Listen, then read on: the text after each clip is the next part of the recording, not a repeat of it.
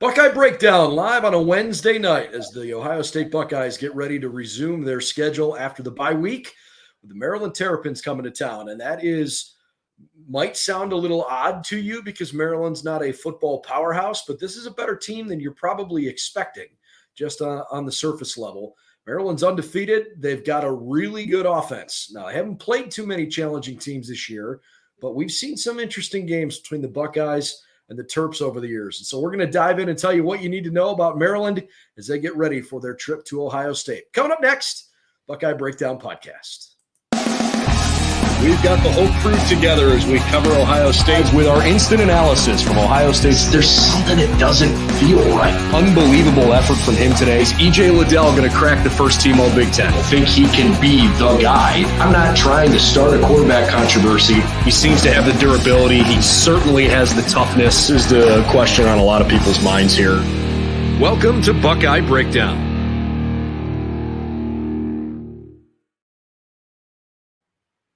Well, hey, everybody, and welcome to Buckeye Breakdown. I'm Brendan Gulick along with Anthony Moeglin. Glad to be with you here this evening, getting ready for Ohio State's Week 5 opponent, which I guess is technically their 5th game, but maybe Week 6 of college football after the bye week last week. Hard to believe we were talking about October football already. Anthony, the Buckeyes got through the first month of the season unscathed, and ultimately that was the goal, right? You win every game. They had a dramatic win, but they've made it pretty clear they are not riding the high from Notre Dame anymore. They are fully focused on a Terrapins team that's playing good football as they come to Columbus this week. Yeah, it's actually crazy. Saying Week 6 of college football is nuts. October football is great. We're in the best stretch. We're literally in the best stretch of college, of actually sports, with playoff baseball, football, hockey starts next week, basketball starts in about a month. But you get 50 straight days. Today marks the first day of 50 straight of just football. So this is awesome. It's the best time of the year. Soak it in while we got it, right? But yes, this is a huge test for Ohio State. It truly is. And, coming off of the bye week, you couldn't have had the bye week at a better time, right? It allowed you to have that high of Notre Dame. We get that win, and then you come back into work, and it gives you a week where it's like, all right, you don't have to worry about that Notre Dame hangover, because a lot of times you get those big emotional wins, and then there's huge letdown afterwards. But with that bye week where it was perfectly timed for Ohio State. And listening to Coach Day speak yesterday, you could tell his tone was tough. I mean, it was, hey, we got to continue to get better. Yeah, Kyle had a great drive, but it was kind of like, it was shocking to me. I was like, holy cow, the dude won the game. We can give him some flowers, but he was like, hey, this is what we need every single time. He had a good quote of hey, when you come home with an A on your chemistry test, that's now the standard. Now that's what your mom expects. It's kind of similar. Hey, you come back with an A against Notre Dame, that's the standard going forward. So loved his tone. I love the mindset going into this game, and it's going to be an awesome challenge for the Buckeyes here coming into Week 6. Ryan Day's record against unranked teams in his head coaching career is unblemished, 32-0. But I think maybe that's the right place to start, because while he has certainly done what he's supposed to, he's taken care of business against the teams that he should beat, and I would argue Maryland is a team he should beat. Maryland doesn't necessarily fit the mold, in my opinion, for a quote-unquote unranked team. Mm-hmm. They're really good. And they've got some seriously talented skill position players on offense. And Ohio State's found themselves in a couple of dogfights with Maryland over the last few years. Obviously, the Dwayne Haskins game at Maryland, that's the most memorable one, right? But even last year, Ohio State and Maryland played a pretty good game last year. Mm-hmm. I don't know that I would be overly concerned about this week going into it if I'm a Buckeye fan, but I would go in eyes wide open. I don't think that's unfair to say. It's almost a good thing how last year went. So kind of going back in the time capsule, Maryland had the lead at halftime, and then Ohio State, and then it was kind of back and forth in the third quarter. Ohio State took the lead going into the fourth, and then the fourth quarter was bonkers. 17-16 was the point scored in that fourth quarter, and with 9 minutes to go in the game, it was 33-30 Ohio State. After a Maryland touchdown. So what I will say is that in the games that have been played against Maryland, the tight ones have been at Maryland, which is really good because this one's in Columbus. However, that gives the Buckeyes, and especially this week of practice, like just a sense of focus. Like, for a fact, they opened that team meeting on whether it was Sunday night or Monday or Tuesday, whatever that. What we've seen from Ohio State defensively, because I think the Buckeye defense is for real. They proved it, in my opinion, against a really good offensive team in Notre Dame, and they have been held, or I should say, they have held people in check all year long. You could, in my opinion, you could argue right now that statistically Ohio State's a top 5 defense in the country. I don't know that too many people in Ohio State's fan base here are used to that, but it's legit. They're that good right now. So, given what we've seen from Maryland, and with Taulia Tagovailoa running the show for them, he's a pretty explosive quarterback. What are the unique challenges that Maryland's going to present for us? Yeah, absolutely. And what I will add on to what you just said, I don't think you'd find much of an argument saying that Ohio State's a top 5 defense. They've been absolutely fantastic, and especially on the back end. We really, for all year long, don't give up many big plays. You can really think back to like just a handful. There was a couple long throws in the Notre Dame game, but that was like more veteran stuff where Hartman got through a progression and found an open guy. You think back to Youngstown State, that long throw up the sideline, but that was really all that was there. Indiana had nothing really big down the field. A couple Western Kentucky, but not too much. But this Maryland Terrapins team is going to test the secondary. So I think it's strength on strength. I think Ohio State's defensive strength is their back end and their secondary. And, Denzel Burke, you got Lathan Ransom, you got Sonny Styles in the back. Everyone, all of our stud players are in the back end. And then on the flip side of things, Maryland's strength is throwing the football. Taulia Tagovailoa is off to a fantastic start. He's completing over 69% of his passes, which is incredible. Actually, 65%, excuse me. 65% of his passes for just under 1,500 yards in 5 games. He's averaging 292 yards a game through the air. So you can imagine they're coming out and slinging it. And he's not throwing it to 1 or 2 guys. It's really, this is a receiving corps by committee. You got 5 guys really that they rely on at any time. Starting with Octavian Smith Jr., he's probably your bottom guy. He's got 11 catches for 122 yards. He's averaging 11 yards a reception. Corey Ditches, 18 catches. Caden Prather, 18 catches. Ty Felton, 18 catches. Jason Jones, 19 catches. All of them have 2 or 3 touchdown catches. So you got 5 or 6 guys who he's been spreading the ball around to, which when you're facing that and you're game planning for that, that's something where it's like, all right, boys, everyone's got to be locked in on your P's and Q's. Everyone's got to be locked in on your assignment, and you got to cover until the whistle. You got to cover through the whistle because he's shown the ability to get through progressions, keep plays alive, and make big plays down the field. I wonder how much of their success is dictated, though, by who they've played. Mm-hmm. Look, they beat up on Towson and on actually a Charlotte team that I would keep an eye on Charlotte in years to come. I'm just going to put it that way. Like, Charlotte's making some moves. They're not good. They're not Ohio State level good, but keep an eye on that program. That's just that's a gut feeling. But they still beat them by 18. They pounded Virginia, who's not very good. Mm-hmm. They caught Michigan State at like the perfect opportunity to catch a Michigan State team that was in the throngs of turmoil, and they embarrassed Sparty. And then they beat up Indiana so bad that Tom Allen fired his offensive coordinator. So, I'm kind of looking at this like, okay, I don't know if Indiana and Michigan State are the worst 2 teams in the Big Ten this year, but they're certainly in the conversation of worst 3 or 4 teams, right? So part of the evaluation that I think we were trying to give Ohio State early in the year of like, okay, hey, I don't think the Buckeyes have played, quote unquote, have played anybody early. How do we know if they're for real?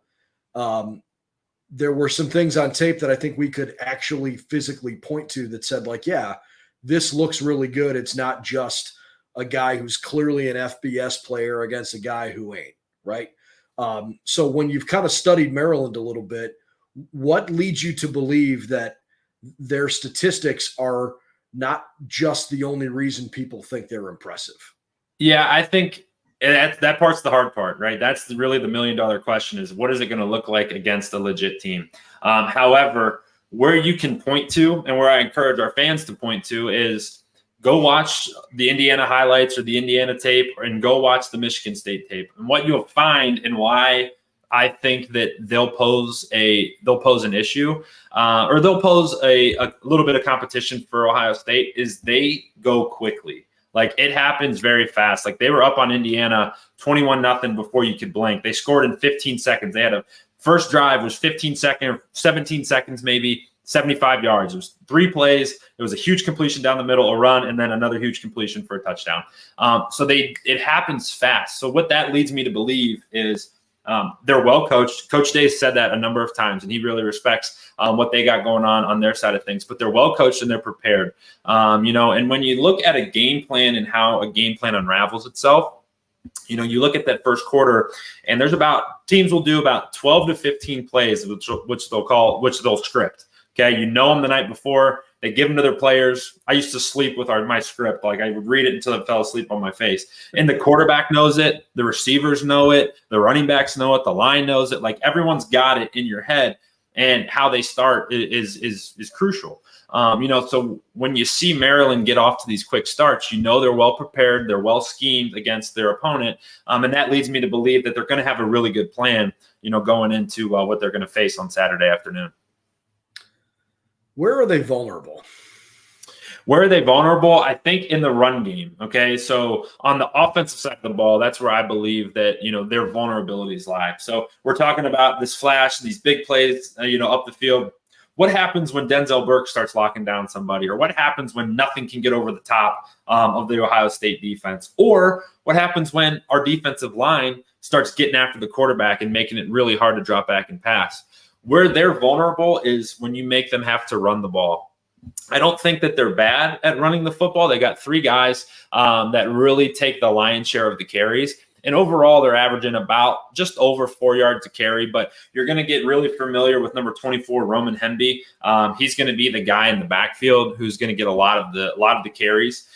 He's going to come into the game with he's got 64 carries for 327 yards. He scored 4 times, but you average that out. He's averaging just south of 5 yards a carry. So that's pretty good. But it's not I believe that's a little inflated. He's got a couple longs in there, long of 40, but he's got some huge plays. And then he's supplemented by Colby McDonald and Antoine Littleton. Littleton had a big touchdown last week against Indiana up the sidelines. It was a really nice run. But that's where I think if you can get them out of their comfort zone and get Talia uncomfortable and make them have to run the football, I think that's when it goes from, hey, this could potentially be a close game to, Bucks by 100 type of a situation. Okay. Well, I mean, I don't want to think about this so much as like strength on strength, where it feels like Ohio State's defense is an elite unit and Maryland's better part is their offense. Because I think that downplays how good Ohio State's offense can look, because we've seen flashes of that. Maryland's 5-0, so they can't be terrible defensively, but I'm certain they haven't seen an offensive group that can light it up. So I guess maybe let's start with the same question on the other side. Since Ohio State's got a depth of options, where is Maryland's defense most vulnerable? Yeah, absolutely. I think their weakness on the defensive side of the ball is in the run game as well. We think back to last year where Dallin Hayden had his breakout game, scored 5 times, and really just carried the Buckeyes all day. Where CJ was kind of struggling. If you look back, statistically speaking, he didn't have it that day, and Ohio State was able to lean on the run game. Now you look back, it looked a lot different, based on our offensive line and all the stories that we've talked about. But I think that where Ohio State's going to make its money is, hey, let's establish the run. Let's get Trey going early. All right, let's get the run game going, and then that again will open up the pass game. Let's be honest about it. They're not going to let Marvin beat you, and I think that we're used to seeing that. So is it going to be a big Emeka game? Probably. Is it going to be a big Cade Stover game? Yes, probably early. I think it's going to honestly be very similar to how the Notre Dame game looked, right? It may look a little tough early, because I do think they're stout up front, got a good defensive line. They get after the quarterback, not crazy, but they have a fair amount of sacks on the season. Got a couple guys with a pair of sacks, which that's leads me to believe they got a stout defensive front. But I think that if Ohio State's able to establish the run and let Kyle throw off of that, I think that's huge advantage for Ohio State, just to get it comfortable and get Kyle in advantageous situations where he's throwing the wide open guys off of play action, as opposed to, hey, having to drop back and just like, we're swinging this thing all day, all afternoon. This is a little bit of an outside question, but like, I know you told us a couple days ago how much you hated when you played having a bye early in the season, because you said your bye often came in like week 2. So it almost felt like going back to training camp for you. But was it ever hard in like that first quarter or the first couple drives when you kind of like you're off the bye and like you just try to like figure out a way to get locked back in? It's not even about who you played or the emotional win going into the bye, but like just the idea of the rhythm of a week where you don't have a game one week. Does it take a little bit to kind of like lock back in? Yeah, you see it more, Brennan, in a lot of younger teams, teams that don't have a lot of experience, because you're right. It's a legit thing. Like, they haven't played in 2 weeks. It's been 14 days. You've been going against your guys again in practice. No one's been tackled again in 2 weeks. So it's like almost like knocking the cobwebs off. And yes, you make a great point where it's, hey, sometimes it takes a play or two. You hope it doesn't roll into taking a series, and you definitely hope it doesn't take a quarter, because then you're behind the 8 ball, and now it's like, oh gosh, here we go again. Like, we're going to be in a battle all day. You see that more with young teams. And I'd love it honestly is something to keep in mind. With Kyle being his first start off of a bye, how is he going to look early? Obviously, you got Marvin and Emeka and Cade and Trey, who are all veteran guys, but there is some youth to this team and inexperience to this team, especially on the offensive side of the ball. So you love to see how they handle that. And then on the defensive side, I think it's like totally opposite. I think you're led by Tommy Eichenberg, who's been doing this. This ain't new to him, right? And if somebody messes up or they're sleepwalking, right, and he's getting right in their face and getting after them, right, and waking them up. So I think defensively is where you're like, hey, we're going to be good on that side of the ball. Let's make sure our offense comes out hot. You like to see, what I often liked was when offensive coordinators were very aggressive early. Like, hey, let's take a shot, or let's try to make a big play, because that oftentimes just like, boom, you complete a 40-yard ball to Marvin down the sideline. It's like, all right, we're good. Let's go. Let's play some football. We're back. So we'll see how they handle it and see what Coach Hartline's got up his sleeve, and see how Kyle's prepared and how he is coming off of a bye. Yeah, and I think Ryan Day has shown a little bit more of a tendency to want to take the ball first if he wins the coin toss, because he seems to have this mentality that possessions are limited or fewer plays than what he's used to. So he doesn't want to wait to get his offense on the field. And I get that. I mean, that logic, matches for me. But if Ohio State loses the coin toss, I guess there's a part of me that wants to see, like, Maryland's going to come out here and go swinging, right? I mean, they are on a mission to prove that they, should be in consideration for a Big Ten championship. And nobody plays in this conference because they're just filling scholarship spots. They're competitive. They want to win. And Maryland is probably, I guess the best way to say it for me is like the best of the rest right now. Yeah. I think they are the best team not named Ohio State, Michigan, and Penn State. I think they're better than every team in the West this year. And so, they've got something to prove. And I just sort of expect Maryland to come out and take some shots, let her rip.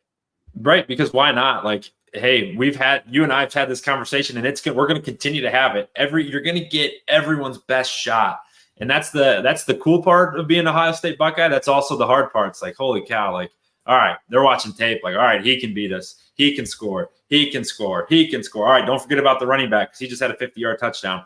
So it's like, all right, we're going to get all this. But I think to your point, it's like, hey, that's the exciting part about it, because we know they're going to come out swinging. We know they're going to take shots.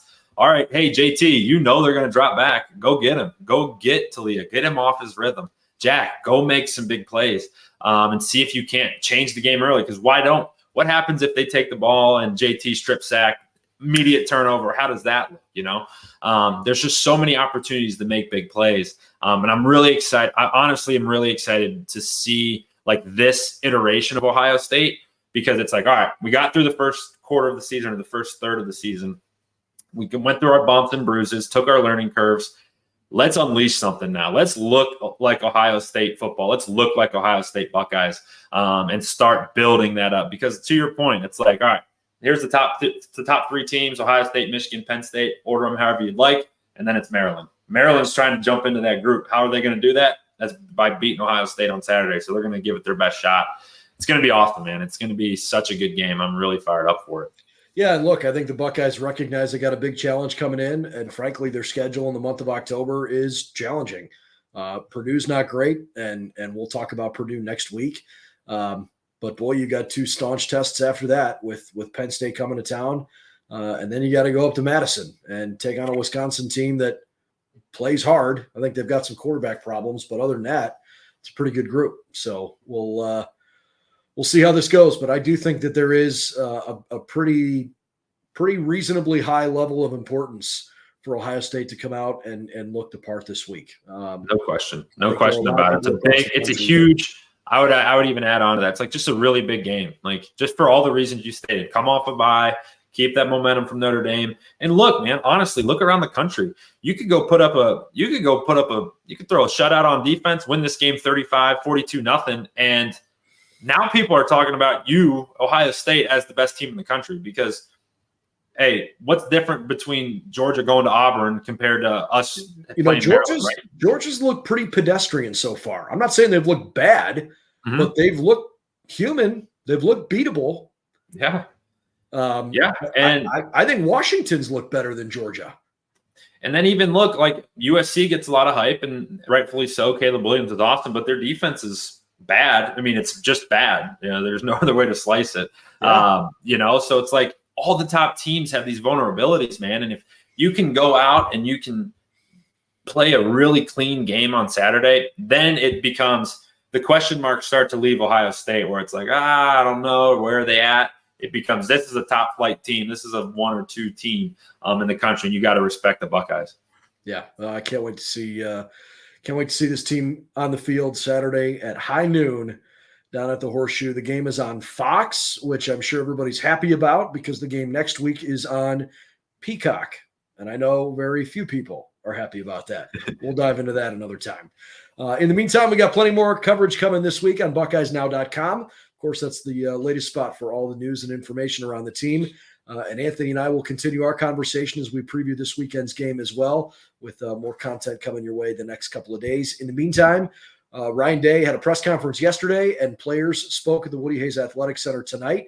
If you haven't seen either of those, head over back on the YouTube channel, come off the live show here, and then just go look at the other videos. All of that stuff is available for you right now, so you can check that out there. We would certainly appreciate it if you'd subscribe to the YouTube channel. That's the coolest way that you can support us. So thanks very much for doing that. All right, for Anthony Moeglin, I'm Brendan Gulick. We'll see you again real soon. Buckeyes and Terrapins coming up here in just a couple days.